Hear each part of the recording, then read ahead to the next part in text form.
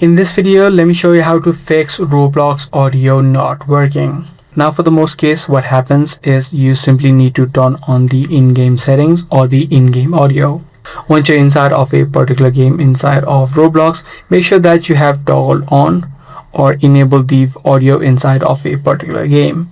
If you have enabled the audio, but however, if you're still having issues with it, what you can do in this case is you'll need to ensure that your phone is not on silent mode. Make sure that your phone is removed from the silent mode if it is currently in one. Apart from these options, what you can also try out is try to check if Roblox has access to your microphone. So just simply tap and hold the app, head over to this eye icon. Once you're inside of the settings page, head over to permissions and make sure that the microphone option is selected to allow. If this was not selected to allow, this is the exact issue that you're facing.